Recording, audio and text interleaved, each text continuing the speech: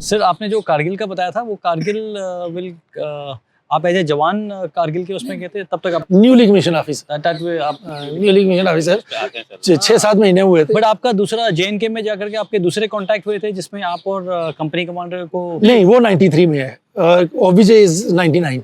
हाँ of course.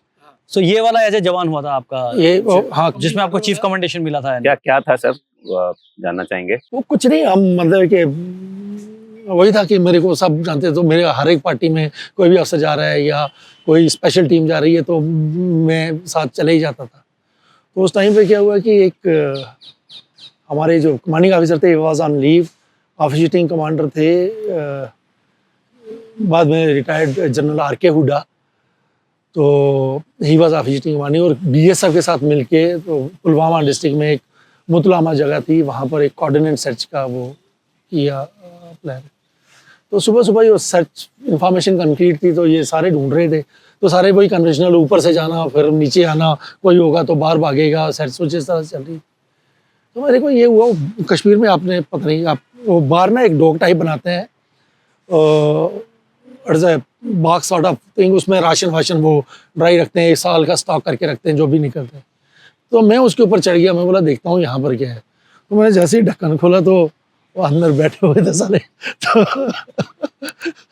एक fire नहीं किया, लेकिन वो मैंने फटाफट वो बंद कर दिया और ऊपर पैर रख के तो मैं कंपनी। उन्होंने आपको देखा तो होगा ही दरवाजा अंधेरे में। हाँ, उन्होंने देखा, फायर उन्होंने भी नहीं किया, फायर मैंने भी नहीं किया।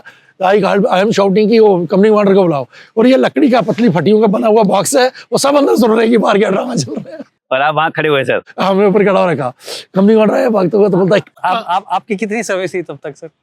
उस टाइम पे 4-5 साल, 4 साल। और आपका पहली बार मिलिटेंट देखा हुआ है? नहीं, मतलब कि ऑपरेशन में तो बहुत सारे गए थे, लेकिन इसमें ये था कि मैंने ही देखा है, मैंने ही वो ढूंढा है। एंड ये तो मैं बोला कंपनी कमांडर को, हाल तो मैं ऊपर से फायर कर सकता था, नीचे उतर के खुद भी कर सकता था, लेकिन वही एनीवेज मैंने बोला कंपनी कमांडर भी आ गई। कंपनी कमांडर बोलते पक्का? मैं बोला हाँ।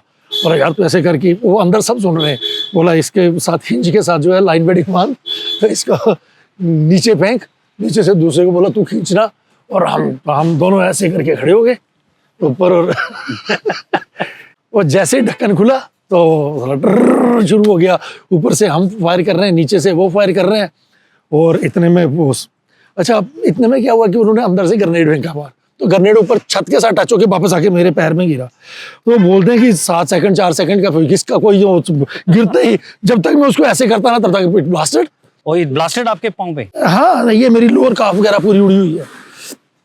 तो इतने में कंपनी कमांडर को यहाँ पर लग गया। अच्छा, उनका एंगल फायर का कुछ ऐसे बन रहा था कि ऊपर नहीं आ रहा था, मतलब कि वेस्ट के बिलो ही वो फायर कर पा रहे थे, और हम जो है वो होल के अंदर ही करना है, तो वो तो था। तो इतने में क्या हुआ कि कंपनी कमांडर जंप, तो नीचे गिरे, तो और भी उसको ब्रस्ट लग गया हुआ था पूरा, मतलब कि बोन्स में वो गिरे। तो फिर मैंने भी जंप किया, मैंने जंप करके तो उनको ड्रैग करके, साथ में एक लेन बन रही थी छोटी सी, तो वहाँ पर ले गया जहाँ पर सेफ है, क्योंकि अपने बंदे फायर नहीं कर पा रहे थे, ये दाएं थे, because we are on top, तो वो कैसे फायर करें। So but we were able to eliminate 4, और वो चारों वहीं अंदर थे। एक को जिंदा पकड़ लिया था, और 4 AK-47, lot of Chinese grenade, और एक पीका गन उस टाइम पे पकड़ी गई थी। It was first recovery in valley.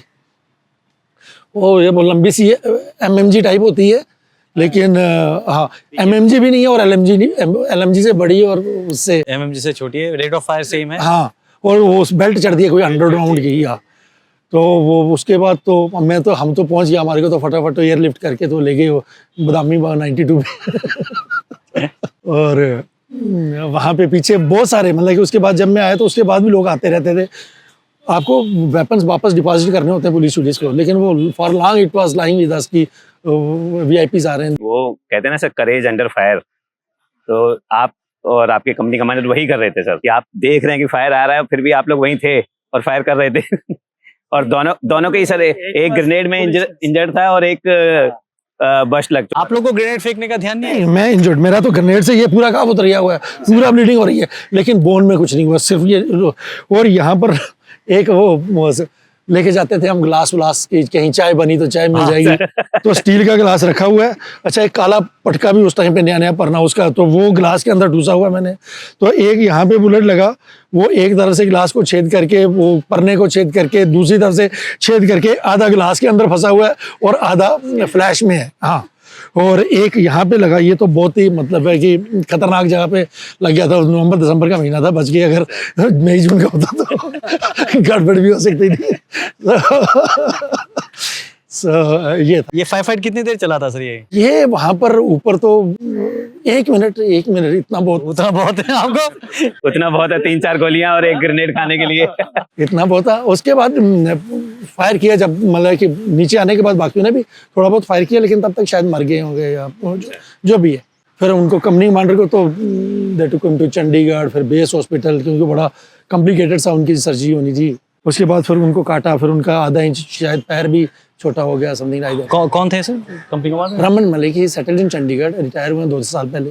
अच्छा, कर्नल रमन मलिक। तो ये थी वहाँ की स्टोरी। और हम वापस 1 महीने के बाद सिक लीव काट के तो वापस आके वापस ज्वाइन कर लिए। नहीं था। और मेरे को वहाँ पर बहुत ज़्यादा, देखो सर किस्मत की बात कि वहाँ पर मेरे को कमांडेंट एमएच ने भी बोला कि ये इंटरव्यू में कि why you are not taking category.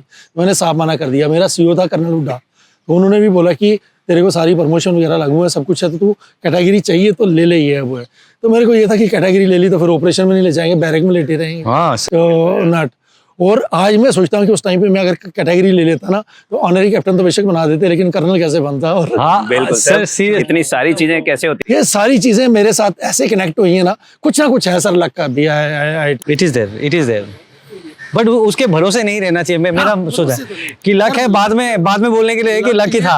अपने ढूंढ के राजस्थान की रेत में कुएं तक पहुंचे, फिर पानी पीना, इस लक उसमें है या नहीं है, लेकिन लक बाद में है सर की। लेकिन पहले आदमी अगर हार जाए कि लकी नहीं हूं मैं, या लक का इंतजार करते रहे। मैं लकी नहीं हूँ इज एक्सक्यूज। और अगर मतलब है कि सब कुछ अच्छा होता है तो आप लक को भी क्रेडिट देना चाहिए। देखिए सर, कंप्लीटली एग्री। आप उस दिन शायद अगर कैटेगरी ले लेते तो वो आपको लगता है कि इमीडिएट मेरे को बेनिफिट मिल गया, देखो कैटेगरी मिल गई और वैसे, लेकिन आपका अंदर कहीं जहन में था कि भाई मेरे को आगे तक जाना है, आगे तक नीयत थोड़ी सी साफ होना जब करने का हो कि मैंने कसम खा रखी है यूनिफॉर्म। और ऑपरेशन का थोड़ा सा पैशन भी था, थोड़ा सा ये होता था। मैं हर दिन प्रे करके जाता था कि कांटेक्ट हो, धूम धड़ाका हो, कुछ हो। तो नहीं होता था तो बहुत दुख लगता था। रात को 12 बजे उठे, 2:30-3 बजे निकले, 5 बजे पहुंचे, कार्डन लगाया, पूरा दिन बैठे हुए हैं, सोए भी नहीं, कुछ नहीं किया, वो सड़ी सूखी हुई पूड़ियाँ खाई और वापस आ गए। मिलिटेंट भी नहीं मिले। मिलिटेंट भी नहीं मिले। तो अगर मिल गए तो चलो एटलीस्ट ग्लोरी, या कुछ हो गया। जय हिंद। आई होप आपने इस क्लिप को एंजॉय किया है। अगर आप ये फुल पॉडकास्ट देखना चाहते हैं तो उसका लिंक डिस्क्रिप्शन में दिया गया है। और इसी प्रकार के हमारे गैलेंट रियल लाइफ हीरोज़ के अगर पॉडकास्ट आप देखना चाहते हैं तो आप हमारे main channel monks and warriors by colonel Kaushal Kashyap check out कर सकते हैं। जय हिंद।